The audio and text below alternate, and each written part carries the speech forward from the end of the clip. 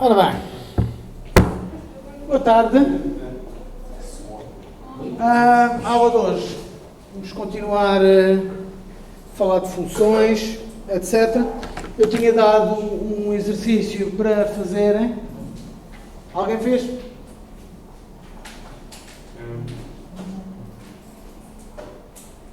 Continuem a praticar, depois admiram-se que o teste corre muito bem.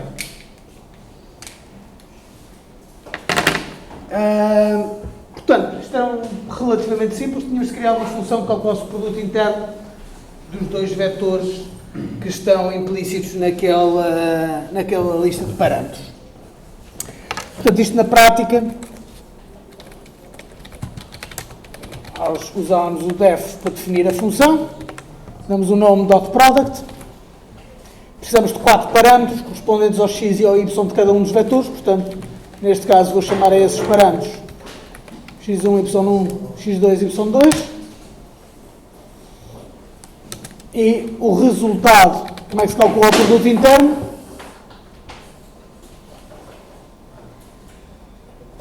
Sim? Ninguém sabe como calcular um produto interno?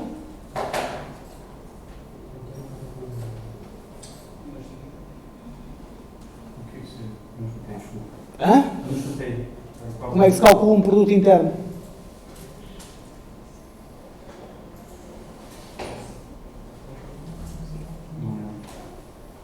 Portanto, não é só fundamentos que vais correr muito bem, a matemática também. Portanto, x1 a multiplicar pelo x2 mais o y1 multiplicado pelo y2. Quando testamos esta função, para o caso de exemplo, isto dá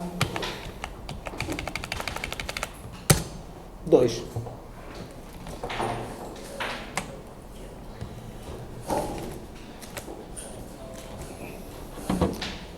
Ora bem, então vamos passar à matéria de hoje. Portanto, hoje vamos falar de funções recursivas, vamos falar de strings e vamos falar do contínuo. Vamos começar por falar de funções recursivas. O que é uma função recursiva? Uma função recursiva é uma função que se chama a si própria. Como um exemplo clássico, temos o fatorial. Ou seja, sabem o que é o fatorial?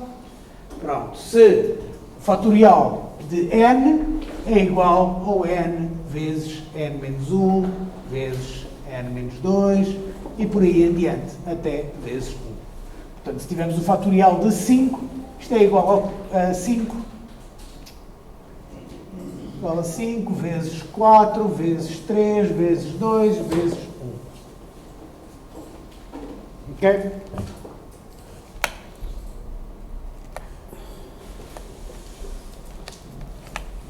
Se nós quiséssemos fazer isto como uma função recursiva, primeiro tínhamos de olhar para isto e ver se nós não podemos reescrever isto de outra maneira. Ou seja, se temos o 5 fatorial é igual a 5 vezes 4 vezes 3 vezes por aí em diante, isto também quer dizer que o 5 fatorial é igual a 5 vezes 4 fatorial, certo? Isto aqui é o fatorial de 4, como este é o fatorial de 3, como este é o fatorial de 2. Ok?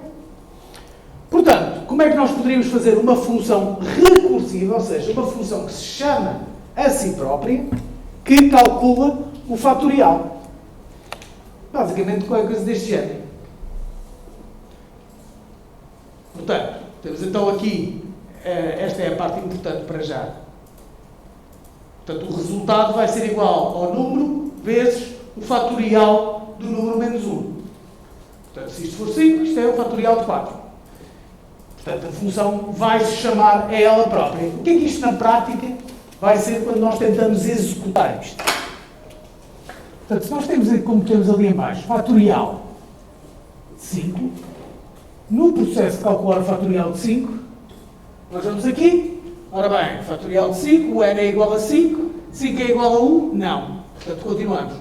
R é igual a 5 vezes fatorial de 4. Portanto, ficamos com 5 vezes fatorial de 4. Mesma coisa a seguir. Fatorial de 4. 4 é igual a 1? Não. Portanto, ficamos com 4 vezes o fatorial de 3. 3 é igual a 1 também não. Portanto, ficamos com 3 vezes o fatorial de 2. 2 é igual a 1 não. Portanto, temos que o fatorial... isto é igual a 2 vezes o fatorial de 1. E agora então entramos aqui outra vez. O fatorial de 1, n é igual a 1, retorna 1. Quer dizer que esta parte aqui vai ser igual a 1, este fatorial de 1. 1 vezes 2 é 2, portanto o fatorial de 2 vai ser 2. 2 vezes 3 é 6, portanto o fatorial de 3 é igual a 6. 6 vezes 4, 24, portanto o fatorial de 4 é 24. 5 vezes 24 é 120, portanto o fatorial de 5 é 120. Ok? Isto seguindo, mais ou menos passo a passo. Aquela condição que está ali em cima é a chamada condição de terminação. Quer dizer é que é a minha maneira de sair da função, eventualmente. Nós estamos a chamar a função, eventualmente temos de parar de chamar a função, porque senão, se nós não tivéssemos esse critério de determinação, eu chegava aqui e a seguir era 1 vezes o fatorial de 0, e depois era o 0 vezes o fatorial de menos 1 e por aí em diante, que não faz sentido, não é? Por motivos óbvios. Portanto, nós temos de ter uma maneira de garantir que paramos. Porquê? Em condições quando nós tínhamos um while, por exemplo, com a condição mal formada, o que é que acontecia? Exatamente, um ciclo infinito. Em funções recursivas isso não acontece. Não fica num ciclo infinito. Acontece uma de duas coisas. No Python acontece uma coisa, na maior parte das linguagens de programação acontece outra, mas basicamente vai dar ao mesmo. Há um ponto em que há um erro. Ok? No caso do Python, se aquilo não estiver lá, parece-nos um erro deste género. E este erro, basicamente, o que está aqui a dizer é que, portanto, tem o costume, o call stack, de onde é que estão a ser as chamadas, mas reparem que está aqui uma linha que diz previous line repeated 996 more times. Ou seja, quer dizer que esta linha, basicamente, vai repetir 996 vezes. Porquê?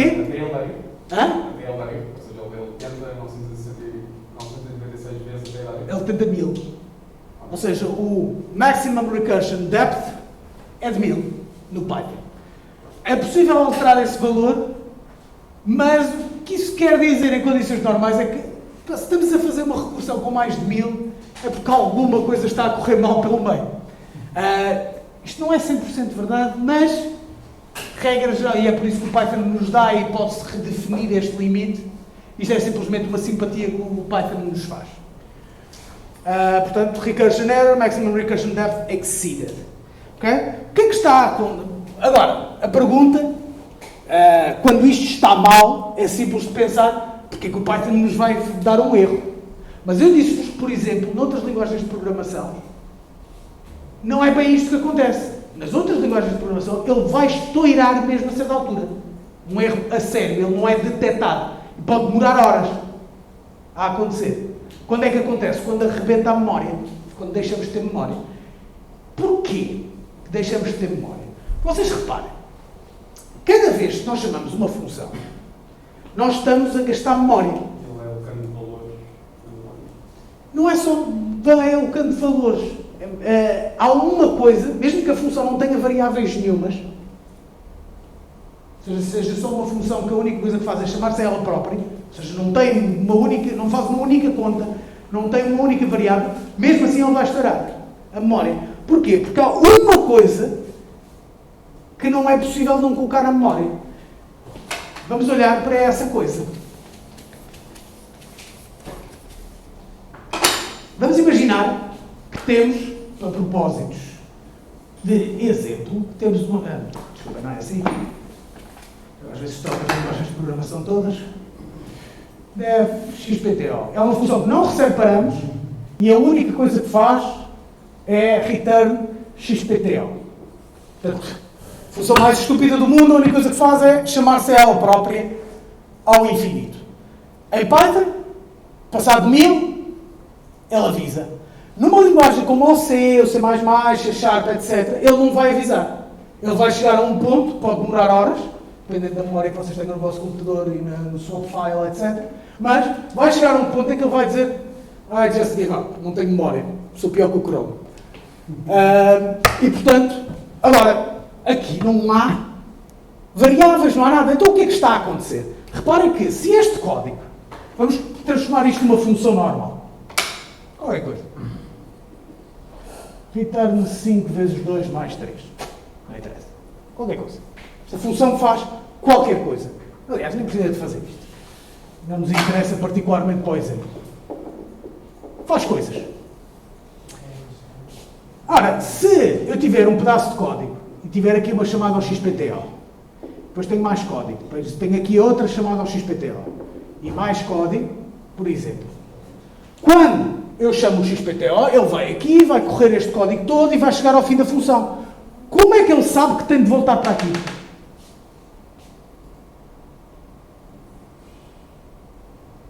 Não é? Porque num caso ele tem de voltar para aqui, no outro caso ele tem de voltar para aqui. Ou seja, não pode existir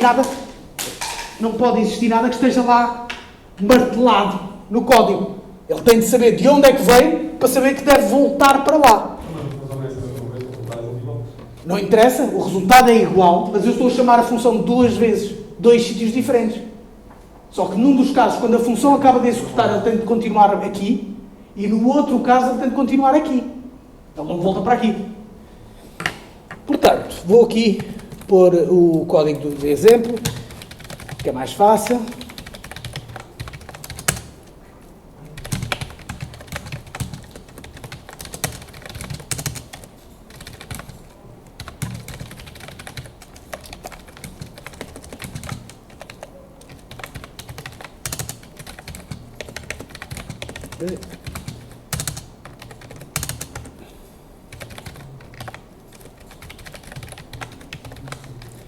Vamos olhar para este caso. Portanto, isto era aquilo que estava no slide.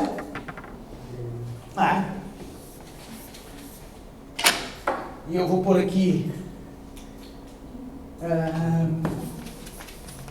Portanto, isto começa a correr. E isto é só uma definição de uma função, portanto está definida. Chega aqui e vai. Este é o primeiro comando que ele vai correr. Ele quer fazer print do fatorial de 5, portanto ele tem de chamar o fatorial 5. Ora, quando eu digo chama o fatorial de 5, eu tenho de dizer, tenho de guardar alguns a dizer, depois, quando acabares, volta para aqui, para esta posição. Portanto, eu vou guardar num sítio que se chama o stack, a linha para onde eu tenho que estar a seguir. Isto, na verdade, não usa de facto linhas, usa algo que se chama um instruction pointer, mas não interessa.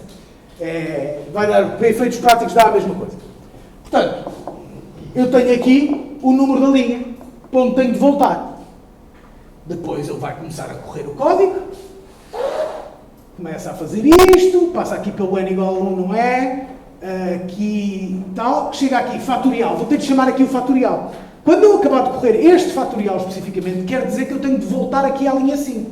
Portanto, eu vou colocar aqui. E vou guardar isto. E isto é chamado outra vez. E ele vem para aqui outra vez, 5 outra vez. E portanto, só que, reparem que neste caso, o n era igual a 5, neste caso o n vai ser igual a 4, neste caso vai ser igual a 3, outra vez a mesma coisa para o 2, outra vez a mesma coisa para o 1. Agora, eu chamei para o n igual a 1, ele chega aqui, return 1. Ok, já acabei. Portanto, eu sei que tenho de devolver o valor 1, e quer dizer que eu agora vou voltar para onde? Para o último que eu tenho. E neste caso, o último é este 5. Portanto, posso tirar e voltei para ali. E ele então vai fazer a multiplicação. Neste caso, o n seria 2. Multiplica pelo fatorial de n menos 1, que foi aquilo que acabámos de receber, aquele 1. 2 vezes 1, o r fica 2. Return 2, portanto ele guarda esse 2 para mandar de volta. E sabe que tem de voltar para a linha 5. E vai fazendo isto, progressivamente. Até que chega ali e devolve o valor de 120. Okay? Portanto, há pelo menos um bocadinho de informação que é guardada cada vez que se chama a função. Ok? E este é o caso mais simples de todos. Eu nem sequer estou a considerar que há variáveis que estão a ser guardadas em cada chamada individual. Ou seja, o N, em cada uma destas chamadas, é um N diferente. Não é? Nós até aqui temos andado a falar de scopes e não sei o quê. Mas eles têm de ser armazenados algures e têm de fazer sentido no seu contexto. A não ser que sejam variáveis globais que queremos de facto andar a mudar em todo o lado. As variáveis locais, as que estão dentro de um scope, que estão dentro de uma função, têm de ser guardadas, ligadas a alguma coisa. Ora, não pode ser só pelo nome. Elas chamam-se todas N. Mas são variáveis diferentes. Então o que é que acontece? Voltando aqui ao nosso stack. A primeira chamada, fatorial 5. Ok. Portanto, vou guardar o 9, que é para onde eu tenho de voltar a seguir. E vou guardar também que este 5 é copiado ali para aquele N. Ou seja, há uma variável nova que é criada naquele momento, que é o N. N igual a 5.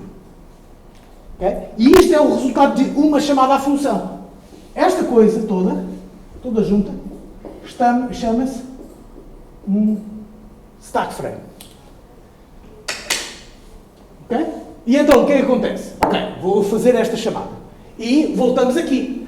Ora bem, o N manifestamente não é igual a 1, portanto ele chega aqui, R igual a fatorial R menos 1. Portanto, vou ter de chamar o fatorial outra vez. Novamente, tenho de guardar então para onde é que vou voltar a seguir, mas o N desta vez já é 4. E temos mais um stack frame. E por aí em diante, não é? Portanto, temos aqui, sempre para o 5, neste caso.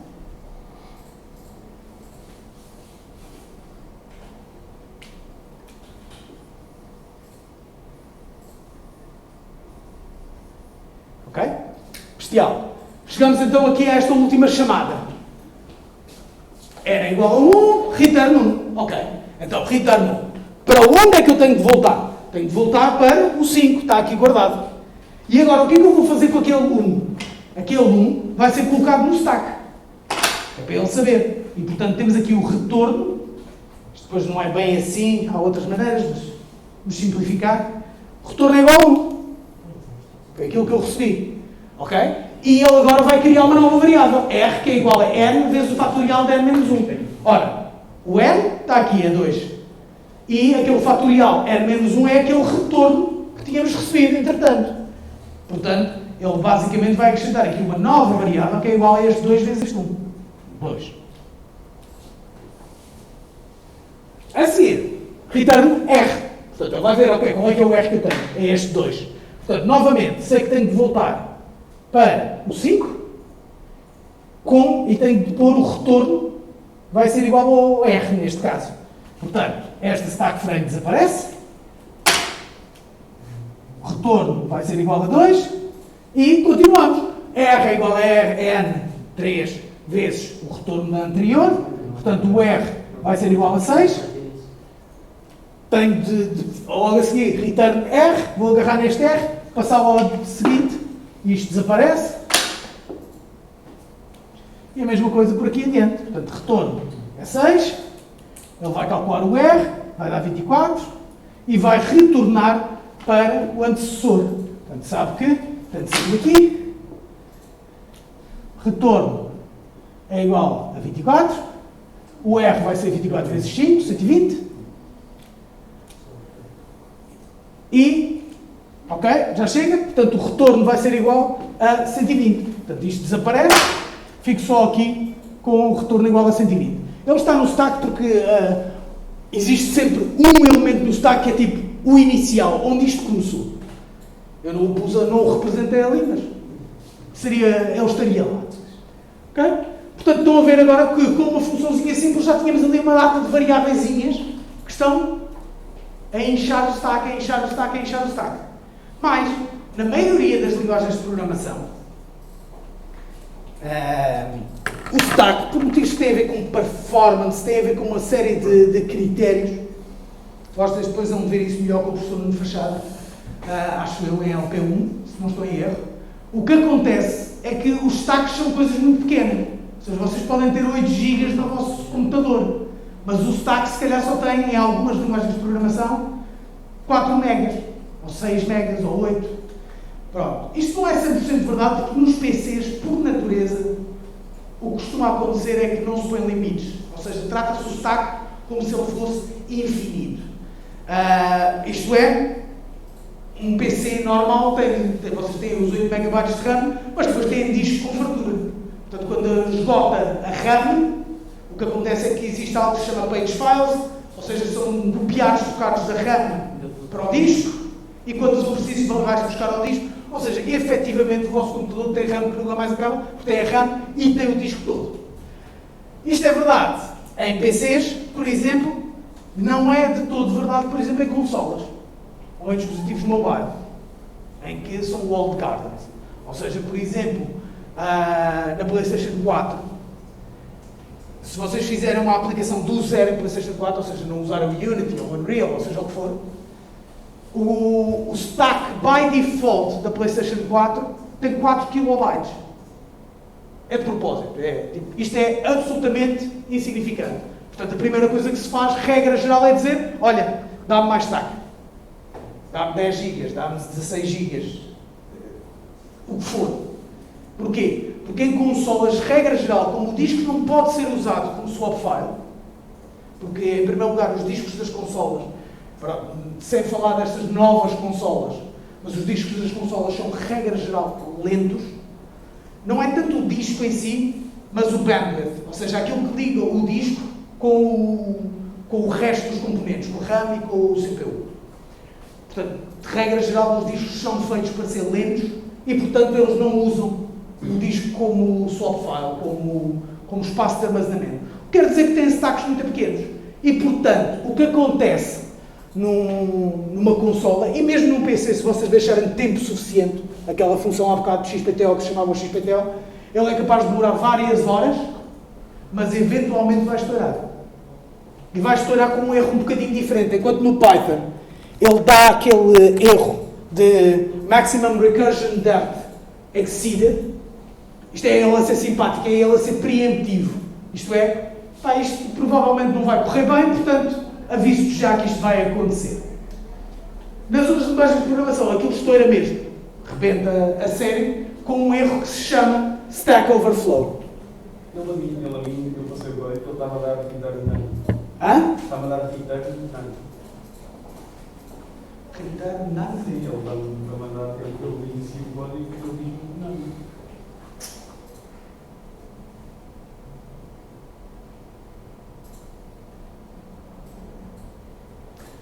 Tu tens todo o código dentro do if.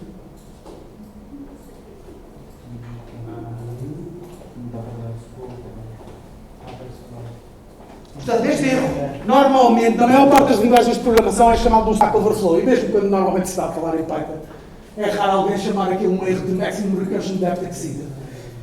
Stack Overflow, alguns de vocês podem conhecer o nome de um site na internet onde todas as perguntas sobre programação são colocadas e algumas delas respondidas. Stack Overflow é para aí o segundo erro mais comum no mundo da programação, assim, daqueles erros genéricos, daqueles em que, ok, este é tão comum que tem um nome, sendo o mais comum provavelmente o Segmentation Fault.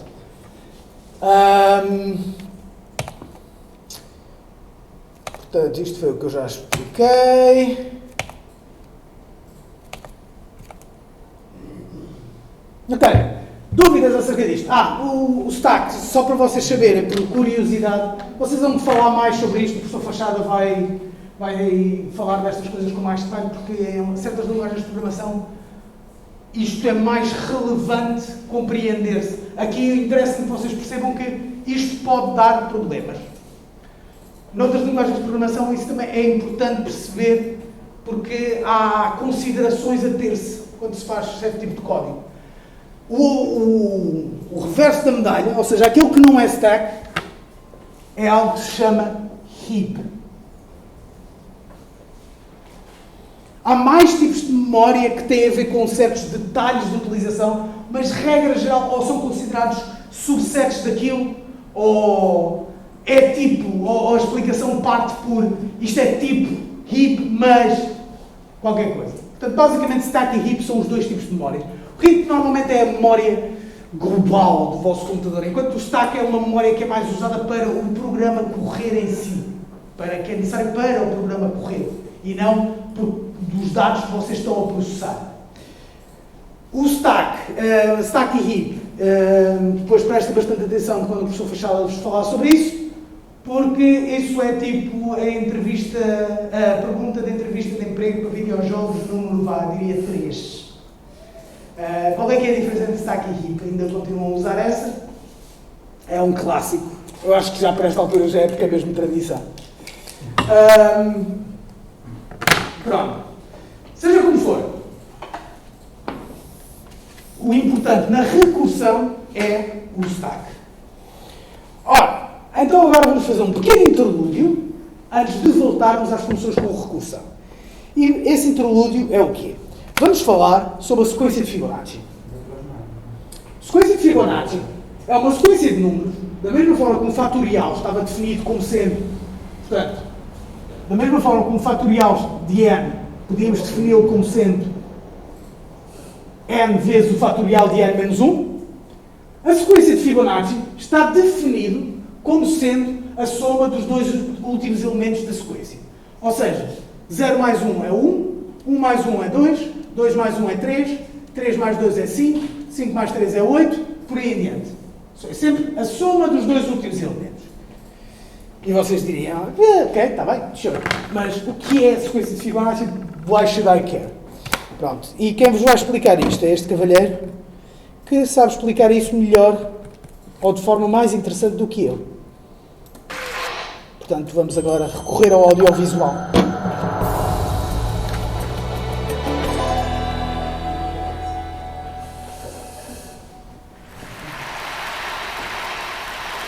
So why do we learn mathematics? Essentially for 3 reasons: calculation, application, and last and unfortunately least in terms of the time we give it, inspiration. Mathematics is the science of patterns, and we study it to learn how to think logically, critically, and creatively. But too much of the mathematics that we learn in school is not effectively motivating. And when our students ask, why are we learning this? And they often hear that they'll need it in an upcoming math class or on a future test. But wouldn't it be great if every once in a while we did mathematics simply because it was fun or beautiful or because it excited the mind? Now, I know many people have not had the opportunity to see how this can happen, so let me give you a quick example with my favorite collection of numbers, the Fibonacci numbers. Yeah, I already have Fibonacci fans here. That's great. Now, these numbers can be appreciated in many different ways. From the standpoint of calculation, they're as easy to understand as 1 plus 1, which is 2. Then 1 plus 2 is 3, 2 plus 3 is 5, 3 plus 5 is 8, and so on. Indeed, the person we call Fibonacci was actually named Leonardo of Pisa, and these numbers appear in his book, Liber Abaci, which taught the Western world the methods of arithmetic that we use today. In terms of applications, Fibonacci numbers appear in nature surprisingly often. The number of petals on a flower is typically a Fibonacci number, or the number of spirals on a sunflower or a pineapple tends to be a Fibonacci number as well. In fact, there are many more applications of Fibonacci numbers, but what I find most inspirational about them are the beautiful number patterns they display. Let me show you one of my favorites. Suppose you like to square numbers, and frankly, who doesn't? Let's look at the squares of the first few Fibonacci numbers, okay? So 1 squared is 1, 2 squared is 4, 3 squared is 9, 5 squared is 25, and so on. All right, now, it's no surprise that when you add consecutive Fibonacci numbers, you get the next Fibonacci number, right? That's how they're created. But you wouldn't expect anything special to happen when you add the squares together. But check this out. 1 plus 1 gives us 2, and 1 plus 4 gives us 5. And 4 plus 9 is 13, 9 plus 25 is 34, and yes, the pattern continues. In fact, here's another one. Suppose you wanted to look at adding up the squares of the first few Fibonacci numbers. Let's see what we get there. So 1 plus 1 plus 4 is 6. Add 9 to that, we get 15. Add 25, we get 40. Add 64, we get 104. Now look at those numbers. Those are not Fibonacci numbers, but if you look at them closely, you'll see the Fibonacci numbers buried inside of them. You see it? I'll show it to you. 6 is 2 times 3, 15 is 3 times 5, 40 is 5 times 8, 2, 3, 5, 8. Who do we appreciate? Fibonacci, of course. Now, as much fun as it is to discover these patterns, it's even more satisfying to understand why they are true. Let's look at that last equation. Why should the squares of 1, 1, 2, 3, 5, and 8 add up to 8 times 13? I'll show you by drawing a simple picture. All right, we'll start with a 1 by 1 square, and next to that put another 1 by 1 square. Together they form a 1 by 2 rectangle. Beneath that, I'll put a 2 by 2 square, and next to that, a 3 by 3 square. Beneath that, a 5 by 5 square, and then an 8 by 8 square, creating one giant rectangle, right? Now let me ask you a simple question. What is the area of the rectangle? Well, on the one hand, it's the sum of the areas of the squares inside it, right? Just as we created it. It's 1 squared plus 1 squared plus 2 squared plus 3 squared plus 5 squared plus 8 squared, right? That's the area. On the other hand, because it's a rectangle, the area is equal to its height times its base. And the height is clearly 8, and the base is 5 plus 8, which is the next Fibonacci number, 13, right? So the area is also 8 times 13. Since we've correctly calculated the area 2 different ways, they have to be the same number. And that's why the squares of 1, 1, 2, 3, 5, and 8 add up to 8 times 13. Now, if we continue this process, we'll generate rectangles of the form 13 by 21, 21 by 34, and so on. Now check this out. If you divide 13 by 8, you get 1.625. And if you divide the larger number by the smaller number, then these ratios get closer and closer to about 1.618, known to many people as the golden ratio, a number which has fascinated mathematicians, scientists, and artists for centuries. Now, I show all this to you because, like so much of mathematics, there's a beautiful side to it that I fear does not get enough attention in our schools. We spend lots of time learning about calculation, but let's not forget about application, including perhaps the most important application of all, learning how to think. If I could summarize this in one sentence, it would be this. Mathematics is not just solving for X, it's also figuring out why. Thank you very much.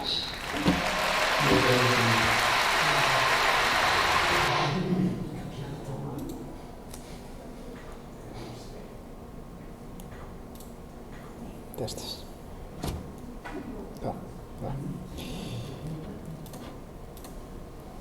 Ok, então acho que perceberam porque é que os números de Fibonacci têm fascinado tanto matemáticos como artistas ao longo dos séculos. Leonardo da Vinci, por exemplo, alegadamente era fascinado com a ideia do Golden Ratio, o homem do Vitrúvio. Por exemplo, aquela imagem clássica do homem que está em duas posições diferentes. As proporções desse homem são todas calculadas baseado no Golden Ratio.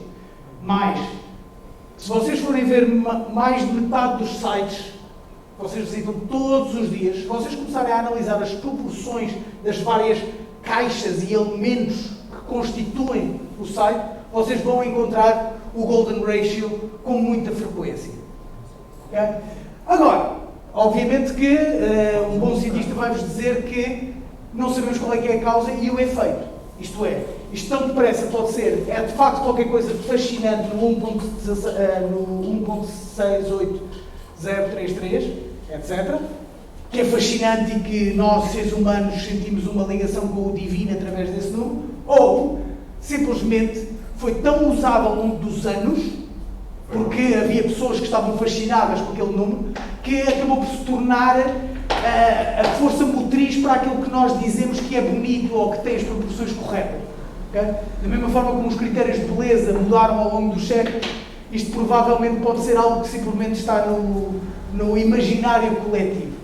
Seja como for, é interessante, não tanto o 1.6, etc. Pessoalmente acho mais interessante o facto de os números de Fibonacci estarem presentes em tanta coisa na natureza.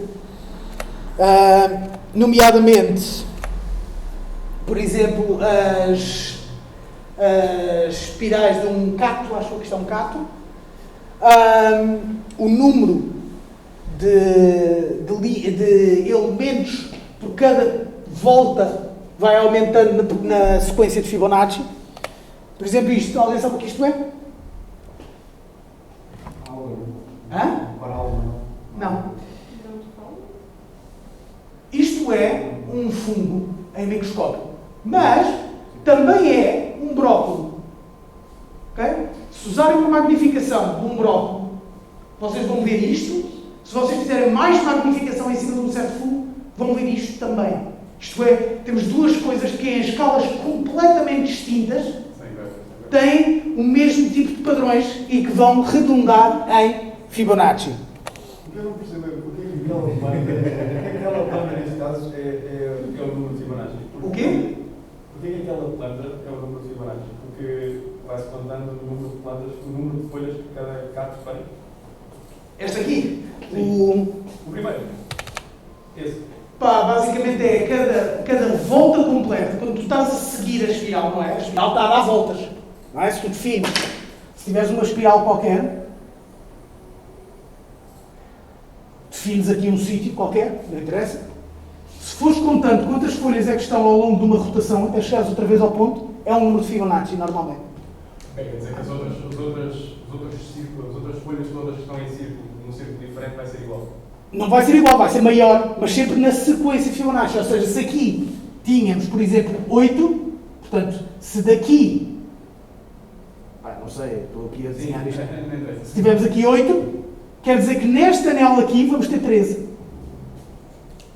Pronto, isto não é, atenção que isto não é 100% exato, ok? Porque senão então aí estamos na presença de algo, a natureza tem o que se chama ruído, ok?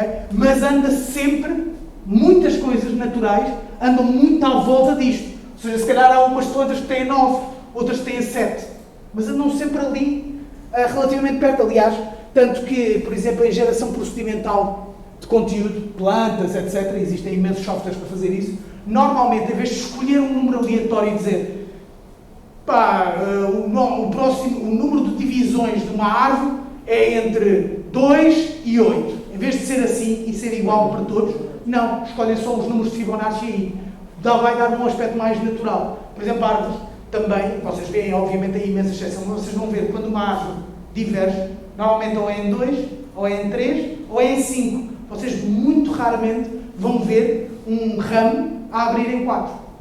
Porquê?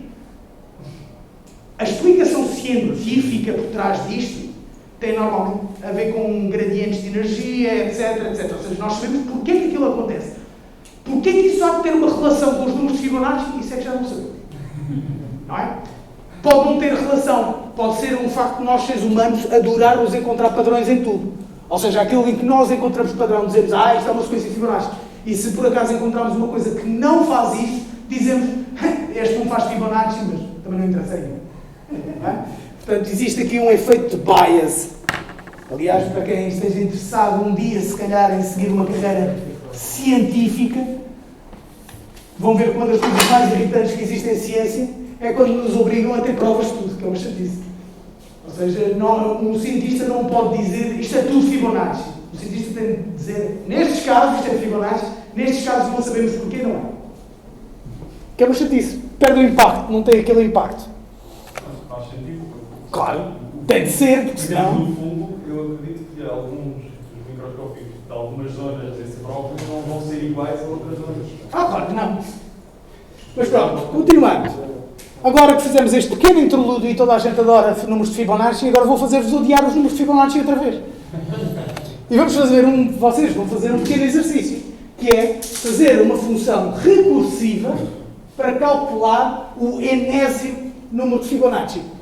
Por exemplo, neste caso, há uma questão polémica, muito polémica no meio dos matemáticos, é que se o zero pertence à sequência de Fibonacci ou não. Tem diferença? Não necessariamente. Se tu definires que começa em 1, não te vai alterar nada nas áreas, não te vai alterar nada no Golden Ratio. Mas não consegue passar para um, mas pode fazer 1 mais não tendo lá nada. 0 mais 1 vai dar 1. Então, e como é que tu passas? Repara, por esse critério, quando só tens dois números, quando só tens um número, como é que calculas?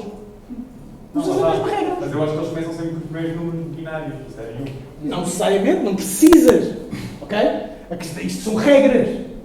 Ou seja, também podias começar com o 1, não vai mudar rigorosamente nada à sequência. Estar ali o 0 ou não. Mas não faria sentido porque é que tem dois números iguais.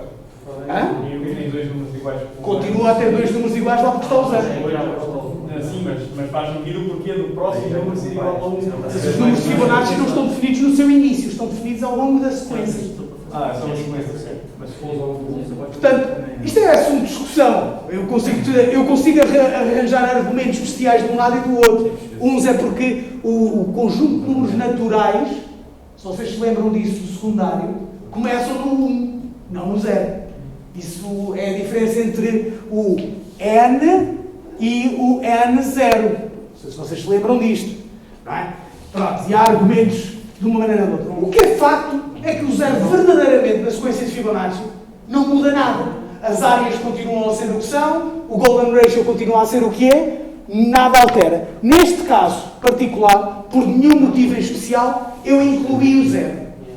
Ok? Isto tem algum efeito porque, no meu caso de exemplo, Fibonacci de 18 é igual a 2584.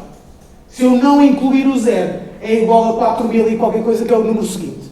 Pronto. Pois, portanto, incluam o 0 na vossa sequência. Portanto, temos 0, 1, 2, 3, 5, 8, 13, por aí. Ok? E vou pôr aqui, no ecrã, o código da função de fatorial, para vocês poderem usar como referência para criar a vossa própria função com Fibonacci. Ok? Daqui a bocadinho eu já dou umas pistas sobre isso.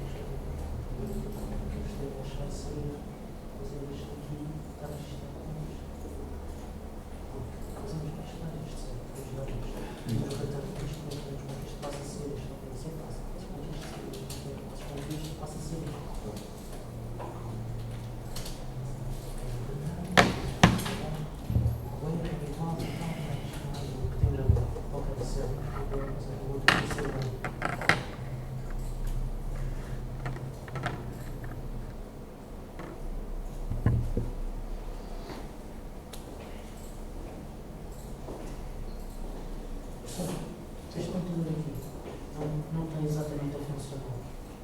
Mandam aqui para outro utilizador, no outro utilizador, se não está a fazer login, não dá.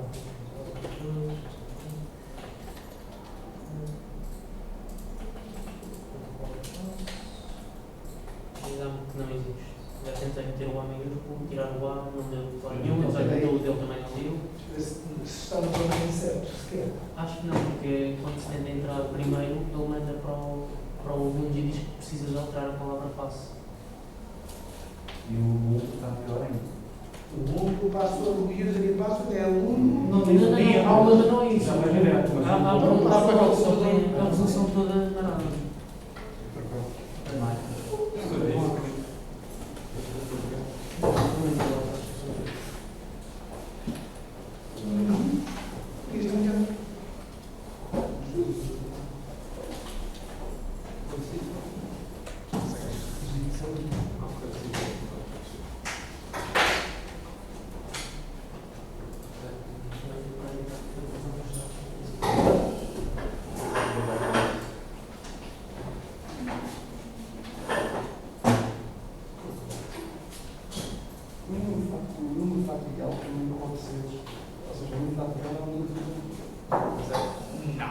o velho não, temos a incrementar de maneira diferente.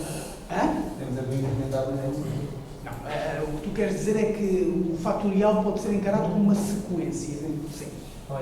Mas isso, sequências é... Eu consigo exprimir, eu tenho maneiras matemáticas de exprimir qualquer sequência. Ok? Uma sequência é meramente um iterador. Isto é, matematicamente apropriada. É, por exemplo, a maneira matematicamente correta de exprimir uma sequência é qualquer x tal que uma certa função de x é igual a zero. Isto é a maneira matemática de escrever uma sequência. Só que isto descreve qualquer sequência no universo, basicamente.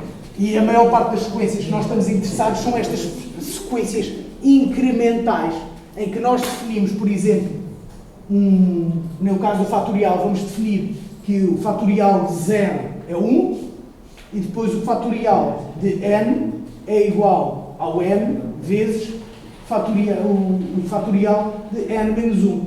Isto é a maneira iterativa de escrever a mesma coisa que eu escrevi lá em cima há bocado.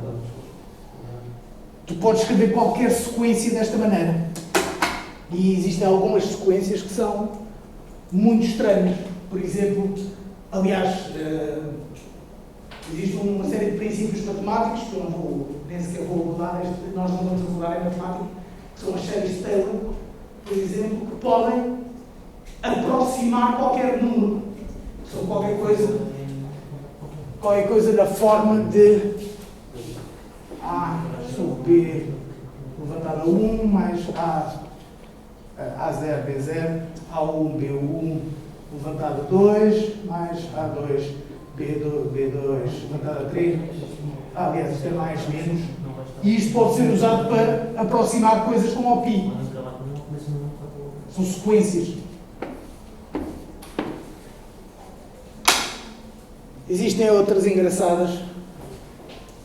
Se achas piada aí, estás a dizer uma coisa que é o logarithmic map. Logarithmic map. Logistic map.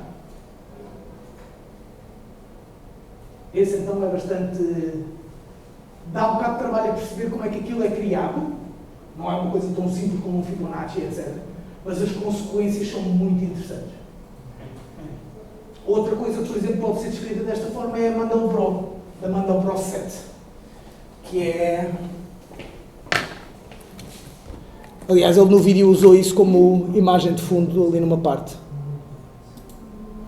Esta imagem que ele tem ali no fundo, isso é o Mandelbrot set. E é calculado com uma fórmula daquele género que eu mostrei há bocado. Super simples.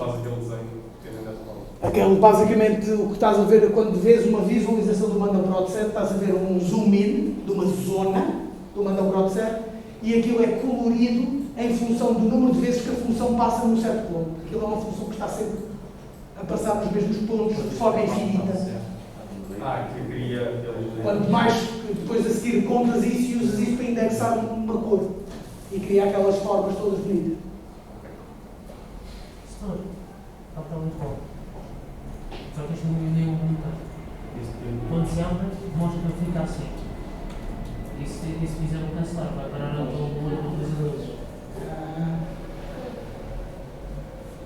Não sei.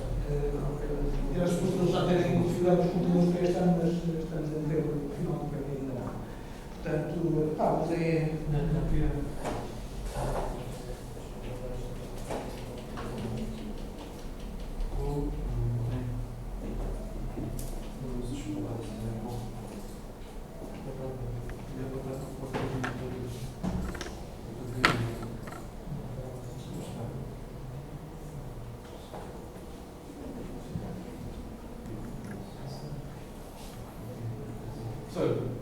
O projeto final desta matéria vai ser aquilo ou vai ser individual? Próximo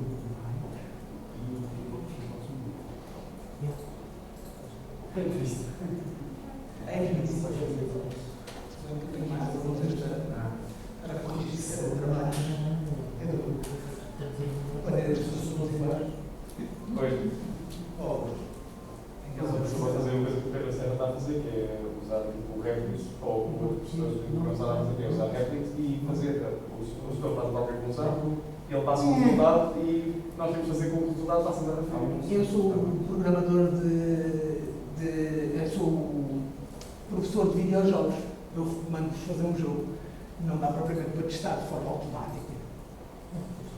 Neste caso, se for, por exemplo, um jogo tipo jogo legal. E um jogo simples é um jogo para projeto final? Não. Eu estou a dizer deste semestre. O ano passado foi um jogo daqueles da memória, de adivinhar as cartas. Tens de fazer partes, de virar cartas e ter os pares, etc.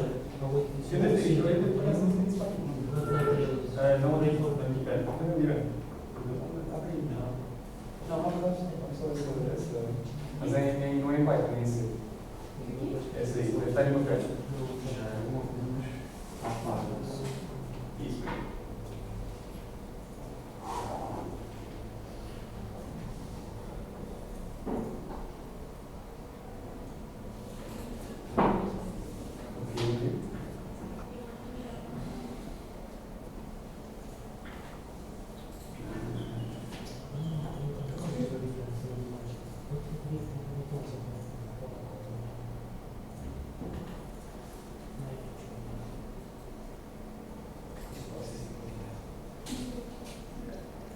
Até porque isto está errado, repara. O primeiro número, portanto, o Fibonacci de 0 devia ser 0. Eu tenho isto de ser assim. A única coisa diferenciada é eu tinha dois.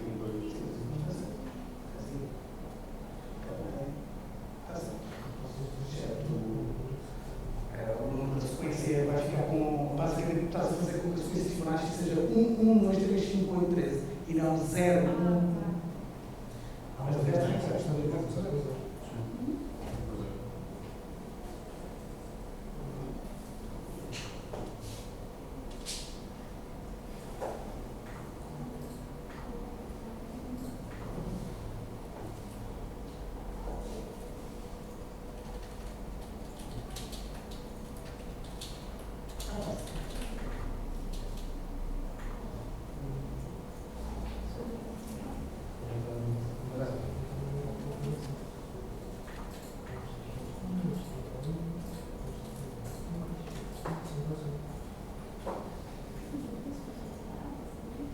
Não precisa? Não. Porque esta aqui, Fibonacci de 0 é 0. Fibonacci de 1 é 1. Portanto, se o número é igual que 1, devolve o final.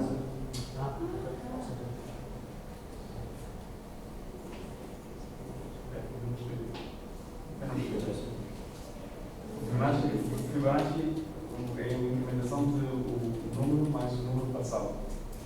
Não, é o número mais o número passado. O número passado mais dois números atrás.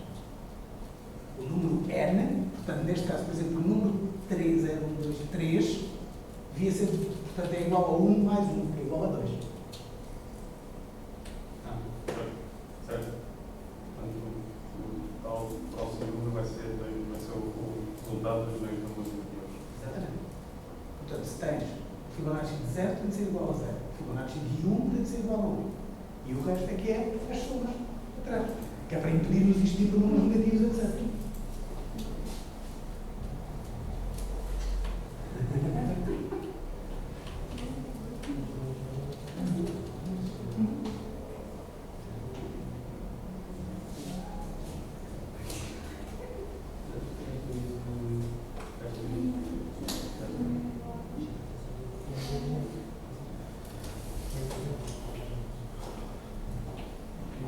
Pista número 1. Não se esqueçam que o Fibonacci, o número de Fibonacci,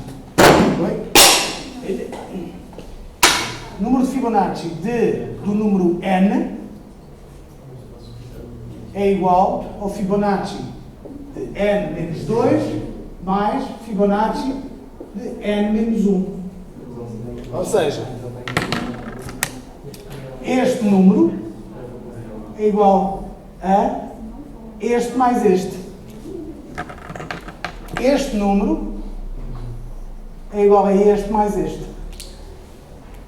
Este número é igual a este mais este. Este número é igual a este mais este. Este é igual a este mais este. E este é igual a este mais este.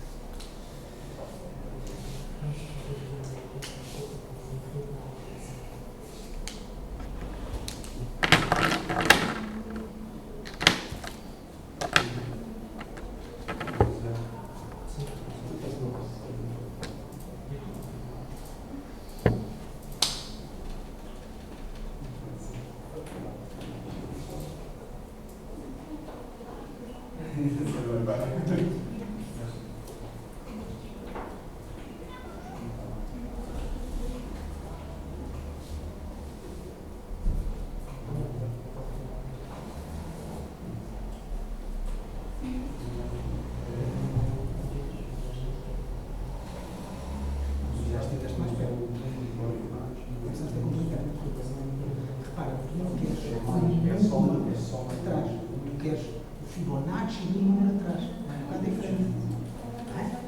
Repara. O N, neste caso, N, aqui é 0, aqui é 1, 2, 3, 4, 5, 6, 7. Okay? O N é este número. Não é o número. Ou seja, quando nós queremos dizer no Fibonacci de 4, o que nós queremos é ir buscar o Fibonacci de 3 mais o Fibonacci de 2. Não é o 3 mais o 2. Ok?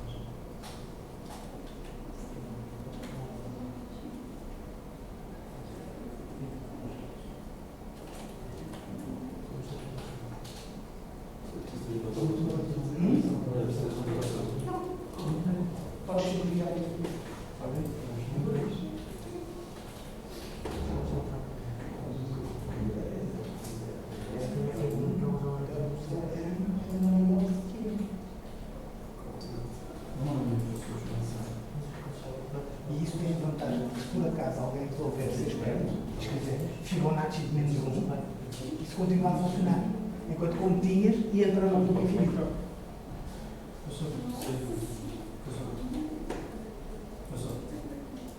Só. Yes.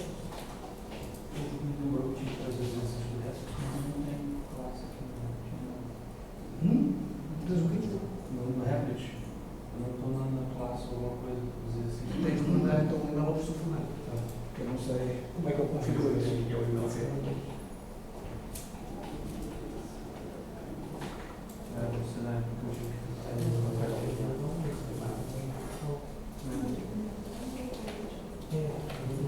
Vamos estar longe, só falta de muitas coisas. Isto aqui não faz sentido. Porque aqui isto é uma chamada uma função. Quer dizer, é atribuir-se uma variável, que é o que estamos a fazer aqui.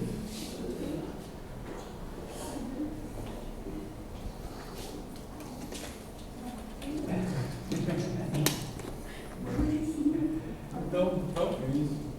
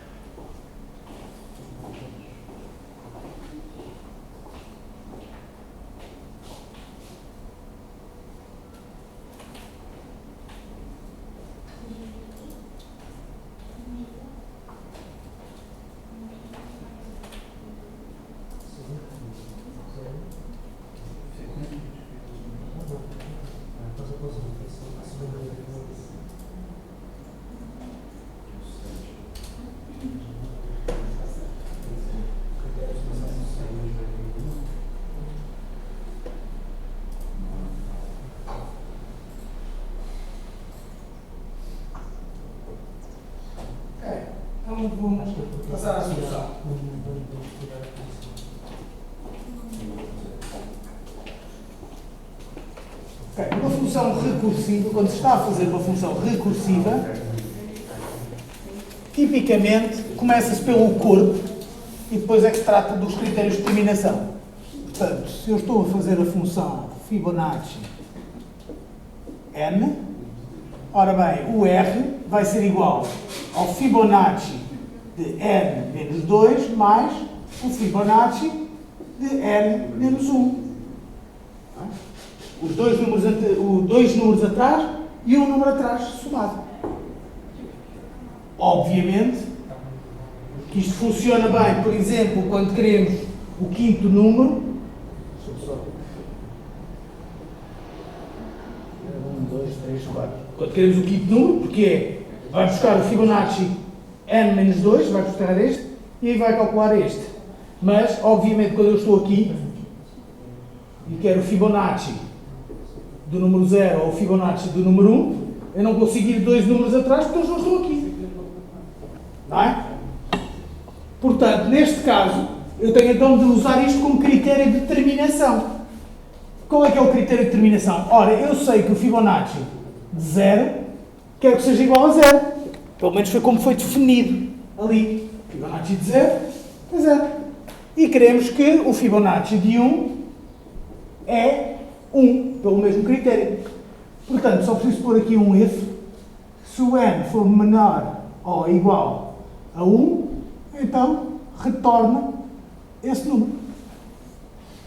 Portanto, se for 0, vai dar 0. Se for 1, vai dar 1. Se for 2, então aqui entra, é o Fibonacci de 0 mais o Fibonacci de 1.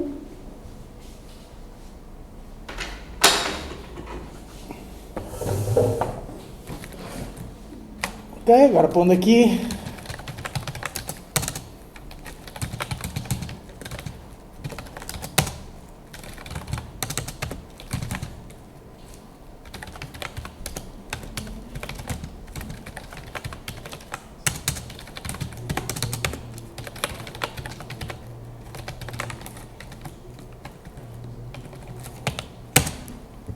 E dá o resultado esperado. Ok, agora, funções recursivas têm uma série de microproblemas. Ok? Problema número 1 das funções recursivas. Se eu chegar aqui, vou pôr aqui Fibonacci de 30.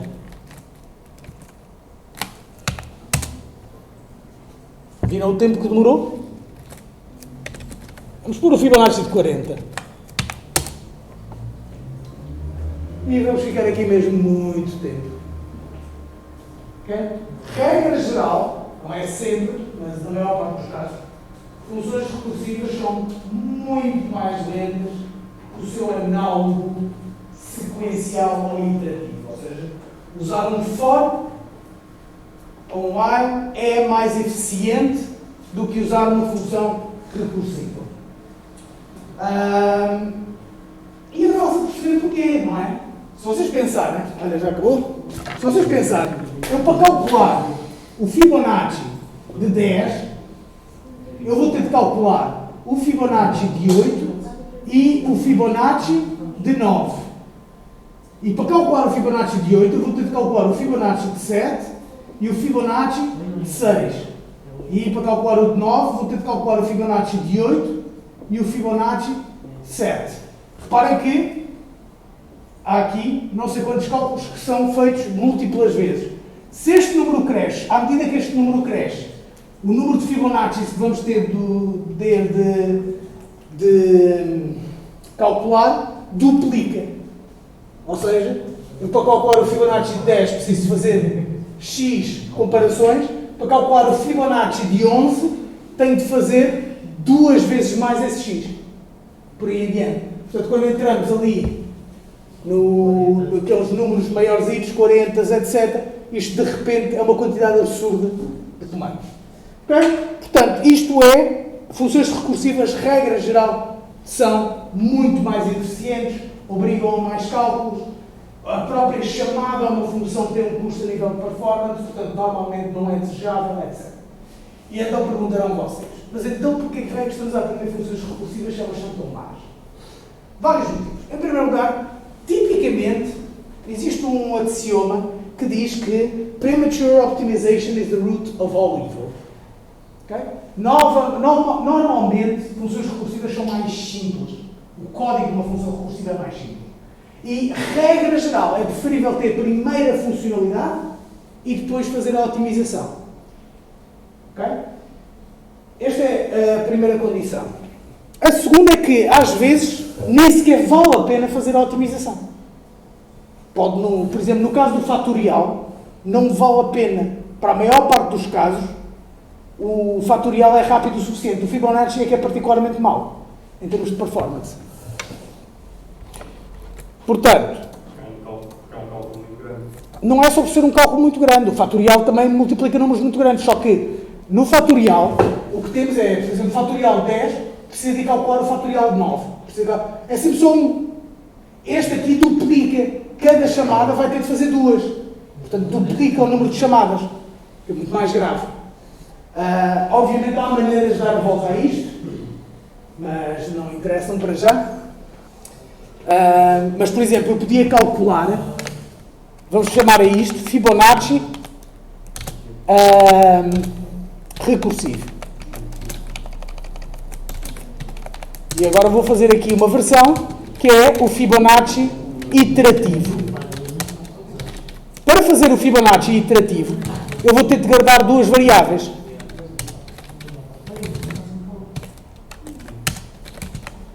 E fazer um ciclo for, que vai de 0 a n, calcula um r, que é igual ao last 0, mais last 1. E agora, o last 0 vai ser igual ao last 1, e o last 1 vai ser igual ao i. E isto retorna o r. Pronto. E este é o fib iterativo. A diferença é que vocês viram o tempo que demorou. O Fibonacci não iterativo. Bem, enganei-me aqui alguns. Isto é R mais. R, last 0 mais last 1. Last 0 é R. Sim, aqui. Isso é o last 1, professor. Está last 1 igual a 0. Está igual, last 1 igual a R. Sim, está certo. Porque é o último número é que é o R, neste caso. Boa. Então. Falta aqui um i alguns. Isto tem de ser inicializado com o 0 e com o 1. Pois, só vai inicializar 0, vai sempre dar. Pronto. Agora viram a diferença de velocidade, não é? Entre um e o outro. Portanto, nota-se aqui. Não deu o mesmo número. Provavelmente que isto tem de ser n menos 1.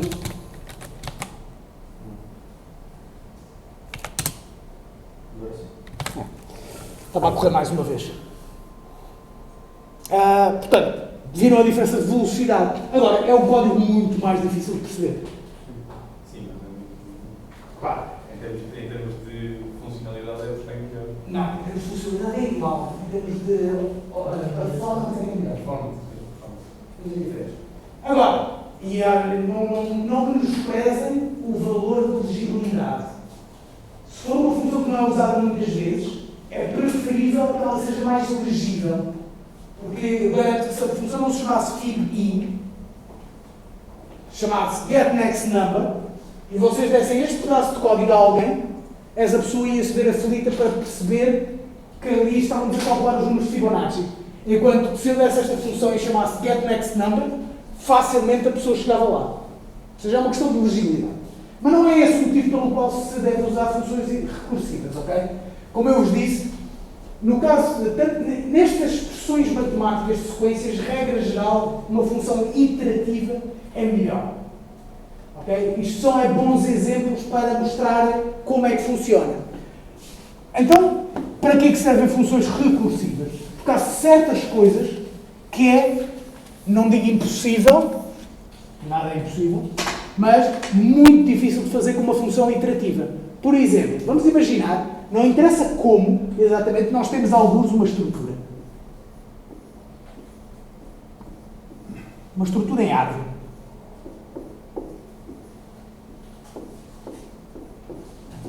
Ok? E cada uma destes nós tem um número.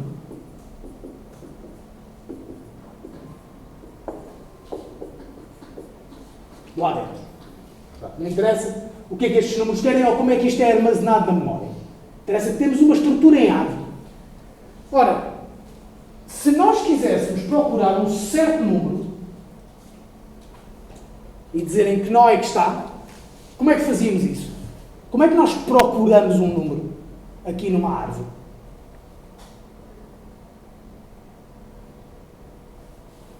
A maneira mais simples é com uma função recursiva, em que, ok, vamos verificar se este é o número que eu quero. Não, não é. Vamos imaginar que estamos à procura deste set. Ok, 1 é o número que eu quero? Não. Ok, ele tem 2 filhos. Portanto, agora vamos procurar neste. Ele é o número que eu quero? Não. Então, vamos procurar neste. Nos filhos. Este é o número que eu quero? Não. Então vamos procurar no filho. Neste caso só tem 1. Este é o número que eu quero? Não. Ok. Então voltamos para trás. Qual é que é o número a seguir? É este. Encontramos o número. Com uma função iterativa, vocês iam ter de transformar de alguma forma esta árvore numa lista para poderem ir procurar. É muito mais difícil. Ou seja, para percorrer certo tipo de estruturas, é muito mais fácil usar recursão do que usar iteração. Dito isto, regra geral, dá para fazer um com o outro. É uma questão de performance. Dúvidas acerca da recursão? Nada? Toda a gente domina a recursão? Pronto, este é o tipo de exercício que, não querendo eu dizer nada de especial com isto, mas é o tipo de exercício que pode aparecer no exame. Já sei. Ok. Então, vamos voltar à matéria. Mudando um bocadinho de tópico. Deixa-me só ver se isto está a gravar bem. Teste? Está. Mudando um bocadinho de tópico. Professor, o exame não era em estilo americano? Como eu disse, não sei ainda. Vai depender daquilo que eu sentir. E não estou a sentir muito vibes de teste americano. Portanto,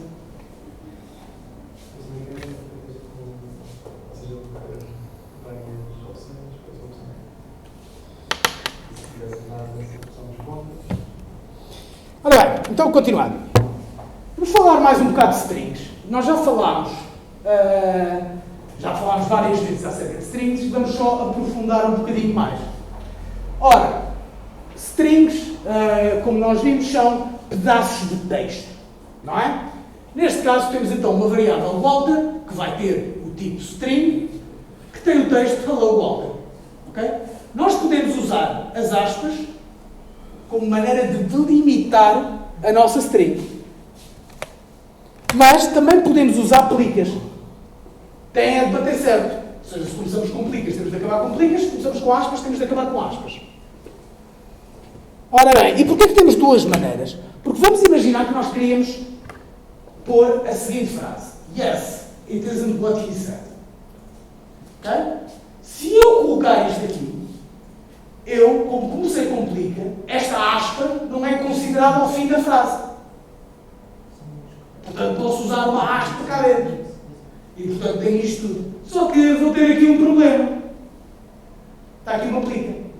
E, portanto, o interpretador, como é muito inteligente, como eu já vos disse, computadores super estúpidos, ele chega ali e dá erro. Porque ele não percebe porque é que raio que eu pus um T a seguir a acabar a minha string. Ele não tem ideia de que a string só queremos que ela acabe aqui. Para poder usar, neste caso, uma plica, começámos com plica, ou no caso de uma aspa, se tivéssemos começado com aspas, nós podemos usar um código de escape. E isso basicamente é colocar uma barra, um backslash, antes do caractere. Neste caso, backslash basicamente quer dizer o caractere que eu vou pôr a seguir é um caractere especial, é para ser interpretado de uma certa maneira, interna. Neste caso, backslash plica quer dizer, olha, trata-me isto de facto como uma plica textual e não o fim de uma string. Ok? E portanto, neste caso isto funciona. Se quiséssemos pôr aspas, da mesma maneira, era backslash, aspas. Existe um outro código de escape que é muito usado e dá algum jeito, que é o /n, portanto, backslash n, que o que faz é isto. Eu tenho aqui um /n no meio do texto, reparem que não há aqui nenhum n, simplesmente ele faz um enter. Sim, é relativamente parecido. Da mesma forma, também funciona um que também é bastante útil, é o /t, que dá um tab. Ok? As strings podem ser tratadas praticamente como listas. Reparar que a palavra importante aqui no meio disto é praticamente. Strings não são listas. De forma nenhuma. Exceto em C. Mas não são listas. De uma forma geral. Em Python são mesmo um tipo atómico. Mas há uma série de funcionalidades das listas que funcionam com strings. Por exemplo, esta. Nós podemos aceder a um elemento individual da lista. Neste caso, o y. Porque isto começa no 0, 1. Ok? Também podemos usar slicing. Neste caso, isto está mal. Isto devia ser só o y, devia ser só yes. Porque o último elemento não é contado.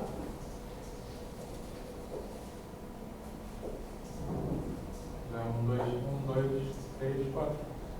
Pois. Está certo, devia ser só. Mas pronto, seja como for, podemos usar os operadores de slicing com as mesmas regras. Se não pusermos o primeiro é desde o princípio, se não pusermos o último é até ao fim.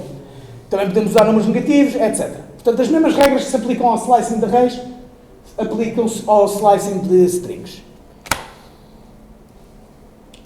Agora, apesar de às vezes parecer um array, continua a ser um tipo elementar. Por exemplo, vamos imaginar que temos Walter igual a B, C, D, E, F. Almôndega é igual a Walter. Se isto fosse uma lista, qualquer alteração no Walter ia ser uma alteração no Almôndega. Mas não é o facto. Eu vou alterar o Walter, vou fazer com que o Walter fique Walter vezes 2. Uma string que é multiplicada por um número, basicamente repete a string esse número de vezes. Como se faz sentido, não é? É uma soma contínua.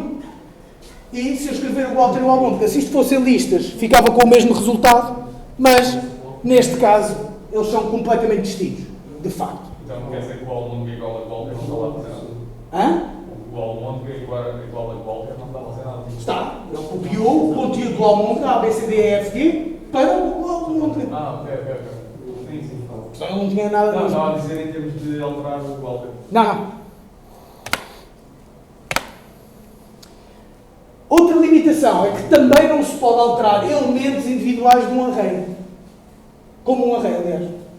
Ou seja, uma string eu não posso chegar aqui, apesar de eu poder ir buscar o elemento 2, não posso mudar o elemento 2. Okay? Portanto, eu não posso pôr isto com o C em maiúsculo fazendo isto. Vai dar erro.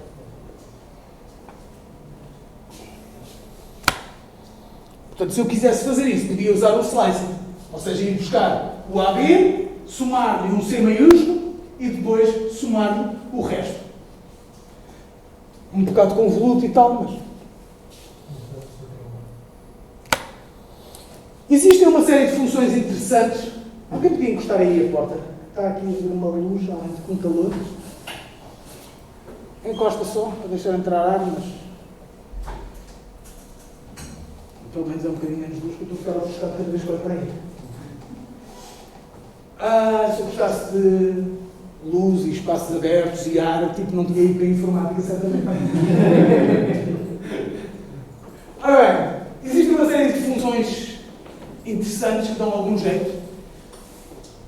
Por exemplo, partindo desta string, yes, he said, eu posso, por exemplo, fazer um replace. E isto funciona como um find replace normal. Eu aqui estou a substituir he por she. E, portanto, ele encontrou o he e substituiu. Ele substitui todas as vezes que encontra. Ok? Alguém me sabe dizer, por exemplo, se eu aplicasse agora a mesma coisa outra vez aqui? Ele ia mudar o i. Ia mudar o I. Ou seja, ele ficava com SX. Ficava lá com 2 S. Porquê? Porque ele não está a substituir palavras. Ok? Ele está a substituir estes caracteres por estes caracteres. Há maneiras de fazer isso, esse tipo de coisas mais sofisticadas, de encontrar palavras e eu quero encontrar algo que comece com um parênteses e depois tenha um número e a seguir uma letra ou 4 letras. Esse tipo de coisas é possível fazer com algo que se chamam expressões regulares, mas eu não desejo isso ao meu maior inimigo e como tal não vos vou ensinar isso se algum dia vocês precisarem. Em jogos não é muito utilizado, apesar de tudo. Só em tool creation, etc. Mas, portanto, ficam a saber que existe. Se algum dia precisarem de uma coisa deste género, chamam-se expressões regulares. Não sei, por acaso, não sei se o professor Fachada não fala disso depois em LP1. Seja como for. Portanto, replace. O upper põe tudo aos berros, tudo em maiúsculos. Eu não pus aqui, mas o lower faz o contrário, tudo em minúsculos. O index faz uma procura. Neste caso, ele vai procurar o he. Portanto, 0, 1, 2, 3, 4, 5, 6, 7, 8. Portanto, ele encontra. O count conta o número de caracteres. Por exemplo, neste caso, quantos zeros é que isto tem? 2. Mas se eu, por exemplo, procurasse he, eu ia encontrar 1. Okay? Então, eu tenho de encontrar aquela sequência específica. Ou seja, metade atrás. Exatamente. Finalmente, uma que também dá algum jeito é o split. O split recebe um separador, seja ele qual for, neste caso, espaço, e permite partir uma string em pedaços. Por exemplo, neste caso, ele vai procurar o espaço, tem aqui o primeiro espaço, portanto, isto é um elemento, depois procura o próximo espaço, isto é um elemento, e depois vai até ao final, e isto é um elemento. E ficamos com uma lista que tem 3 elementos separados pelo espaço. Ok? Se eu tivesse metido o count com o espaço dentro do count, ele ia encontrar o count. Ou seja, ele ia encontrar o número do espaço. Sim. O espaço é um caractere. Código ASCII 32. Ok? Agora, isto apesar de vos parecer funções que são simples, ok? Isto não são funções assim tão simples como vos parece à primeira vista. Ok? Porquê que eu digo isto? Ora, vocês reparem. Vocês já falaram em code pages ou character sets? Não sei se vocês abordam isso em introdução. Ok. Portanto, nos primórdios do tempo, a long time ago, todos os caracteres que um computador conseguia escrever ou ler, etc., estavam incluídos num conjunto que ia de 0 a 127. Portanto, 128 caracteres. Havia vários standards na altura. Aliás, havia tantos standards mais ou menos como computadores diferentes. Todas as marcas tinham a sua maneira, etc. Mas o que ganhou preponderância nessa altura foi o ASCII. American Standard Code for Information Interchange. Ganhou basicamente porque os Estados Unidos sempre foram tecnologicamente mais... aliás, não é tecnologicamente mais avançado. Não é? O computador não nasce nos Estados Unidos, nasce na Inglaterra. Mas sempre foram melhores a comercializar as invenções. Ou seja, enquanto os ingleses inventaram o computador, os Estados Unidos não descansaram enquanto não fizeram barato o suficiente para poderem vender a mais pessoas. E os japoneses não descansaram enquanto não os fizeram pequenos o suficiente para vender às pessoas. Porque é basicamente, se nós olharmos sobre a história da tecnologia, entre 1950 e 1970, 80, o que se vê é sempre este esforço. Vê-se a Inglaterra, obviamente também havia muito nos Estados Unidos, mas vê-se a Inglaterra a produzir muita coisa, a nível de propriedade intelectual. Depois vê-se os americanos a agarrarem nessas inovações, a aproveitarem o que podiam, fazer com que aquilo fosse barato o suficiente e apelativo aos consumidores e a vender. E depois vê-se os japoneses do outro lado do mundo a agarrarem naquilo e a miniaturizar. O rádio, por exemplo, é um sucesso, tornou-se um sucesso estrondoso, mas não quando nós pensamos que foi. Não é? Nós temos a ideia que o rádio é uma coisa antiga e depois veio a televisão e aniquilou o rádio. Mas não é verdade. O rádio tornou-se grande na década de 60. Essencialmente porquê? Foi quando o cartel e os rádios eram coisas gigantes. Eram móveis. Não é? Quando eram por válvulas. Mas quando os japoneses, no pós-guerra, com o plano Marshall, etc., tentaram, estavam à procura de indústrias novas. E uma que eles encontraram foi, e se nós agarrarmos e substituímos as válvulas, que são coisas grandes, uma válvula, uma coisa assim, uma válvula termoiónica, além de se estragar com alguma facilidade, e substituímos por uma coisa que pode ser microscópica, de transistor. E de repente, rádios tornaram-se coisas assim que as pessoas podiam levar ao bolso. E isso é que foi a explosão do rádio. Portanto, voltando ao tópico. Portanto, toda a gente tinha o seu standard, mas os Estados Unidos foram sempre melhores a vender coisas que o resto do mundo. O ASCII é um desses exemplos. O que é o ASCII? O ASCII são 128 caracteres. Os primeiros 31 não contam. São caracteres de controle, já vos explico melhor o que é que isso é. Mas o 32 é o espaço, o 33 é o ponto de exclamação, o 65 é o A maiúsculo, o 97 é o A minúsculo, etc. E sim, eu sei mais ou menos a tabela da ASCII. Quando se programava em Assembler dá um jeito. Mas, como vocês podem imaginar, 128 caracteres não dá para nada. 128 e 31 não se pode usar. Portanto, mesmo que eu decida, não, eu vou ter o meu próprio ASCII, eu vou me ver afeito, por exemplo, para uma língua como o português lá, que tem acentos, tildes, C de cedilha, etc. E já não vamos falar de línguas como o polaco, que tem Zs cortados e com tildes ao contrário e o caneco. Portanto, estão a imaginar o problema. Então, o que é que surgiu? Surgiu o Extended ASCII. E o Extended ASCII, uma revolução no seu tempo, porque passou a ser de 0 a 255. Portanto, tínhamos 256 caracteres. Mas toda a gente precisava ter esses caracteres para fazer coisas diferentes. Okay? Nós, os europeus, os países ditos latinos, nos quais se inclui a França, nesse caso em particular, por algum motivo que me escapa, eles ficam muito irritados com isso. Mas agruparam-se em code pages. E temos, por exemplo, a Code Page 8500, também conhecida como Latin 1. E isto basicamente é para Portugal, Espanha, França, Itália, Alemanha, Inglaterra, obviamente. A Alemanha também é Latin 1. Hã? A Alemanha também é Latin 1. É, porque eles só basicamente eles acrescentam o beta e o trema. Portanto, não foi preciso fazerem uma coisa só para eles. O Latin 1 é o que, quando se fala em ASCII, regra geral, as pessoas estão a falar do Extended ASCII, em particular, por exemplo, em jogos, quando vocês veem, este jogo é com arte ASCII, não sei se vocês conhecem jogos desse tipo. Ninguém conhece? Aqueles que aparecem com caracteres. Exatamente. São jogos chamados ASCII Art. Só que normalmente fala-se de ASCII Art, mas aquilo verdadeiramente é Extended ASCII. Há exceções, mas, regra geral, são Extended ASCII. Se alguém quer um bom exemplo de um jogo desse género, Cave Story, está brilhante. Ou Candyland, também está brilhante. O Doom também é feito em ASCII. O Doom é feito em ASCII.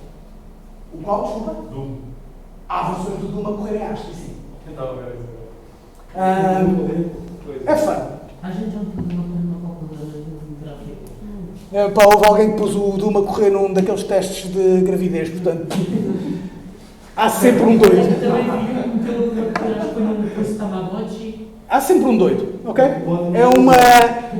Juntamente com a regra, é uma daquelas regras da internet. Há sempre um doido. É como o gajo que acabou o Dark Souls com o controlador do Guitar Hero. Portanto, há sempre um. Seja como for.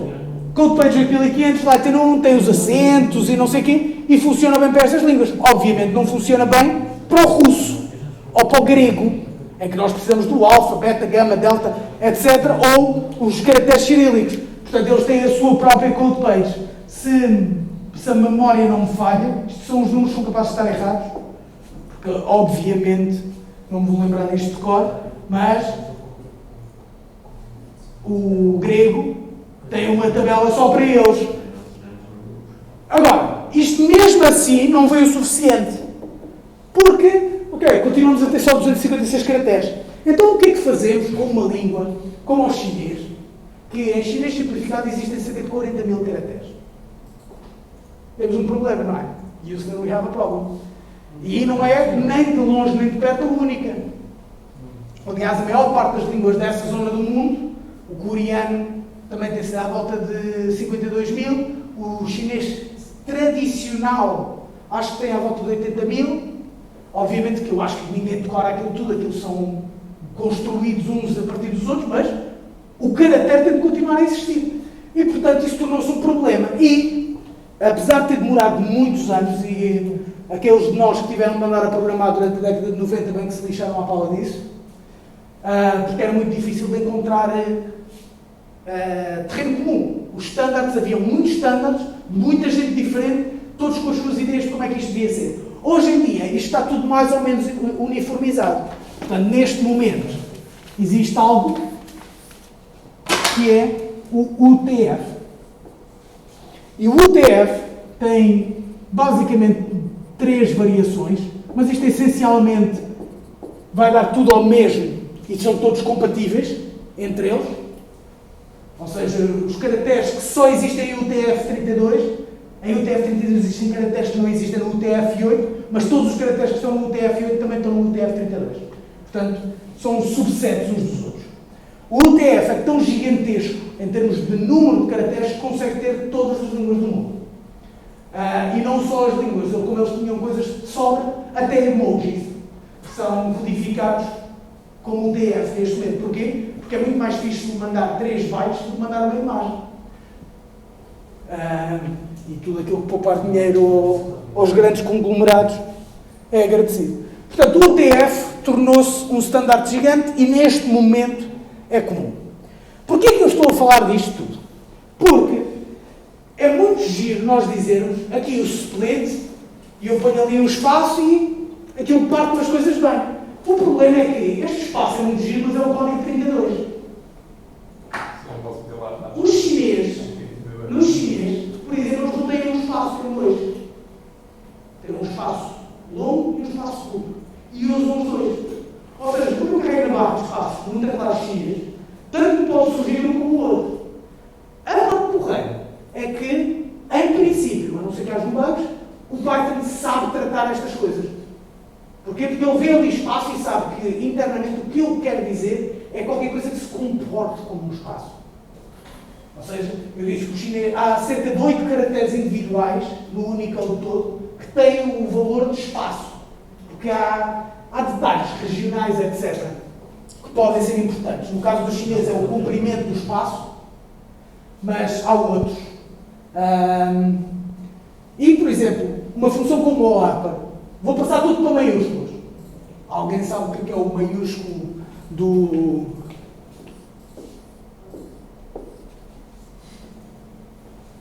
Pessoalmente eu não sou assim um grande conhecedor, mas eu não faço ideia qual é que é o maiúsculo daquilo. Eu nem sequer sei, em boa verdade, se existem maiúsculas naquelas línguas. Ok? Ou se há algum caractere idiomático que representa a mesma coisa, mas é maiúsculo. Eu não sei. Vocês agora podem imaginar o quão chato seria se eu tivesse de fazer código para isso. Não é? Era uma grandíssima pincelada. Por exemplo, um jogo indie pequeno, como o Strikers Edge, que foi o último jogo em que eu trabalhei.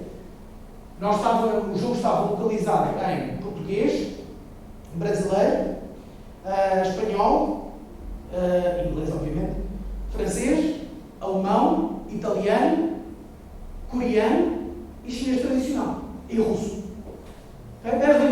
Se algum de nós, na nossa pequena equipa de 4 pessoas, tivesse de saber estas línguas todas para poder tratar disto, o que nós fizemos foi pagarmos a pessoas. Está aqui. Está aqui o que tens de traduzir. Aliás, a primeira tradução do russo bem miserável vai no primeiro teste. All your base are belong to us. Eles não têm caracteres mesmo. Quem? Os japoneses. É? Mas pronto, seja como for, mas os russos têm. Por exemplo, portanto, ou os gregos. Portanto, dá jeito de ter uma função em que nós podemos confiar que cria aquilo que eu quero. Portanto, Uma pergunta, eles tiverem, por exemplo, um curso, se tiver a programar em Python, tem que programar em inglês. Eles têm que programar em inglês, em Python. as keywords, for, essas coisas, print, etc. Sim, é em inglês. Mas os números de variáveis, etc. pode ser tudo em russo. Ok? Sim, porque ele vai ler a variável com um caractere, no caso. Sim, mas por exemplo, até cerca de 2000, não quer, se não foi esta data, é lá muito perto, até 2006, por exemplo, o compilador da Microsoft C, não só o compilador da Microsoft, o GCC, os compiladores de C não aceitavam caracteres que não estivessem em ASCII normal, nem sequer aceitavam acentos. Ok? Portanto, e tornou-se um bocado regra que não se usam acentos, etc., mesmo que a linguagem aceite. Estas linguagens de muito alto nível, como Python, JavaScript, etc., é seguro. É 100% seguro. As linguagens de muito baixo nível, como o C ou C++, é estarem a candidatar-se. Basicamente, ter erros esquisitos que não se percebe, porque depois o compilador não sabe depois de explicar em condições. Eu, por exemplo, eu lembro-me que há uns anos atrás, já há bastantes anos, lá está, é para aí em 2006, eu tinha um bug e um erro de compilação em C++, que me aparecia a dizer, nesta linha está um erro. E eu passei horas de volta daquela linha. Qual é que era o problema? O problema não era naquela linha, o problema era na linha de cima. O problema é que a linha de cima tinha um caractere Unicode, que foi num copy-paste, foi arrastado, que dizia, vai para baixo. Ou seja, o compilador chegava ali, apanhava o erro, não reconhecia o código Unicode, mas mandava as coisas para baixo, quando estava a escrever, ia para baixo. Portanto, estavam sempre a dar a linha de baixo. Podem imaginar as horas que demorou até descobrir essa. Mas pronto, portanto, não é... Em linguagens, por regra, por standard, por prática comum, linguagens de baixo nível não se usa acentos, caracteres estranhos.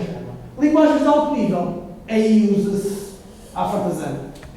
Aliás, o Python até é particularmente giro nesse particular, porque, por exemplo, como o Python é muito usado em estatística e esse tipo de domínios, que é normalmente, muitas das pessoas que trabalham em Python não são programadores, propriamente. Então, por exemplo, eles gostam de, para a média, em vez de, por exemplo, escrever min, igual a qualquer coisa, preferem escrever mesmo o mil, que é o símbolo que eles usam, ou o sigma, em vez da variância. Porque o Python aceita isto e eles ficam logo com o código que para eles é óbvio de ler. Para mim, eu faço-me de comichão cada vez que vejo. Mas pronto. Seja como for, isto tudo para dizer que o Python consegue tratar esse tipo de coisas logo. Ou seja, eu não tenho a certeza, mas acho, por exemplo, se vocês fizerem um count de um E, e vocês tiverem E's com acentos e coisas do género, há uma opção no count, porque o count pode receber mais opções, que vocês podem dizer, trata-me tudo o que é parecido com o E da mesma forma. Okay? Que dá bastante jeito, acreditem, do que ter de fazer estas coisas à mão. Ora bem, voltando à aventura de texto. Ora, nós tínhamos uma série de pequenos problemas na nossa aventura de texto.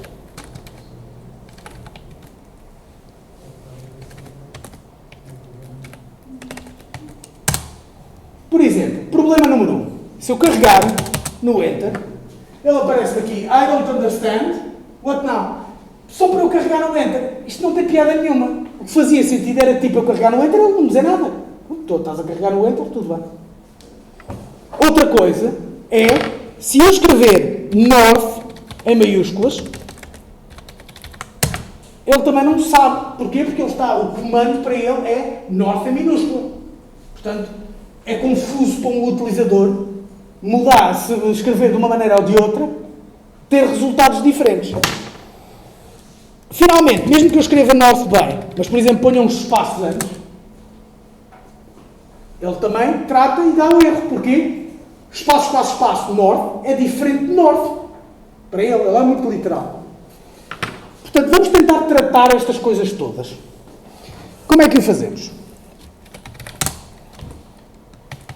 número 1. Vamos, se o comando for vazio, vamos escrever you do nothing, só para vermos que está tudo a funcionar, e caso contrário, então faz o resto. Portanto, neste caso, se eu carrego no Enter, you do nothing, fantástico, era mesmo isto que nós queríamos. Mas só que nós não queremos escrever, porque não estamos exatamente onde estávamos, não é? Portanto, aqui nós podíamos fazer pass. Ou seja, não faças nada. Reparem que eu não posso pôr isto vazio, porque senão ele fica aflito, porque ele está à espera de um bloco de código e não tem. Portanto, estou aqui com um bloco de código e eu digo-lhe pass. Quer dizer, não faças nada. Há outras alternativas, que é o que eu vou falar agora. Uma alternativa era nós termos uma maneira de dizer, olha, se isto acontecer, volta para o princípio do while. Portanto, começa do início. Da mesma forma como nós temos o break, que sai do ciclo, do for ou do while, nós temos um comando, uma cláusula, que é o continue. E com este continue, nós já não precisamos daquele else. Porquê?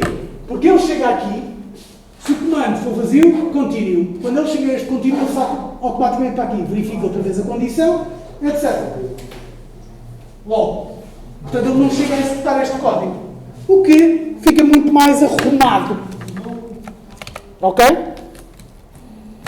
Portanto, neste momento, fiz. Mas eu ainda consigo aldrabar isto.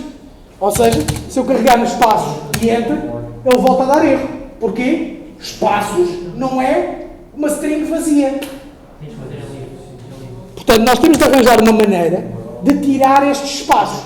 Mas lá está, nós podemos querer os espaços. Não é? Portanto, nós podemos usar um comando, uma função, que dá imenso jeito para estas coisas. Aliás, foi feita para estas coisas. Que é o comando.strip. Okay? Apesar do nome parecer bastante sugestivo, o comando.strip o que faz é que remove todo o white space antes do primeiro caractere e todo o white space depois do último caractere. Ou seja, se eu tiver espaço, espaço, espaço, espaço, A, B, C, espaço, D, espaço, espaço, espaço, o que ele vai fazer vai tirar estes e vai tirar estes, mantendo este aqui do meio. Portanto, comando.strip resolve logo uma data de problemas.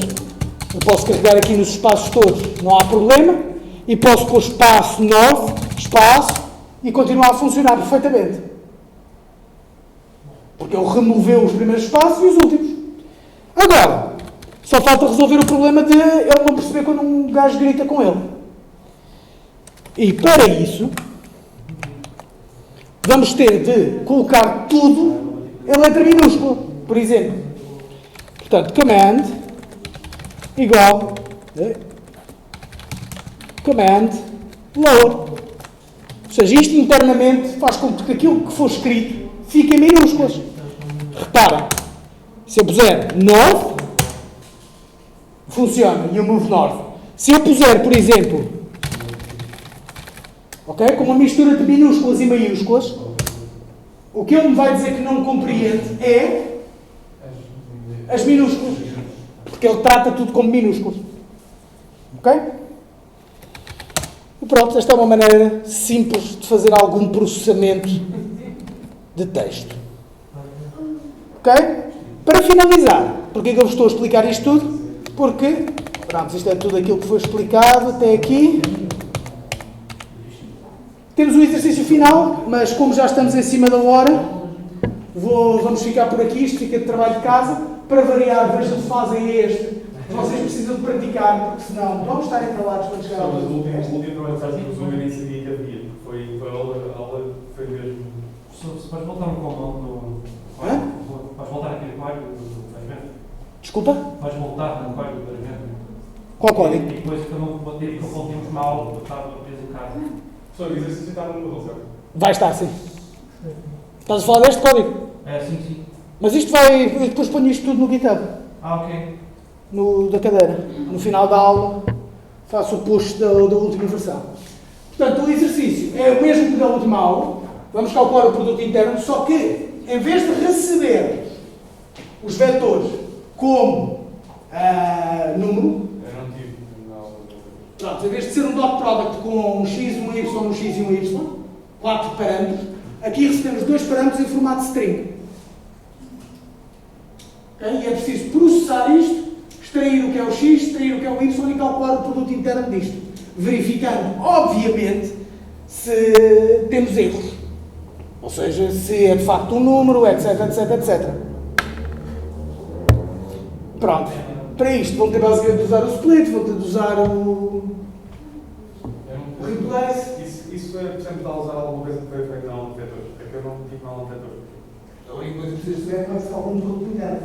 Foi aquilo que eu fiz no princípio desta aula. O resto é só um caso prático. E pronto. E é isto por hoje.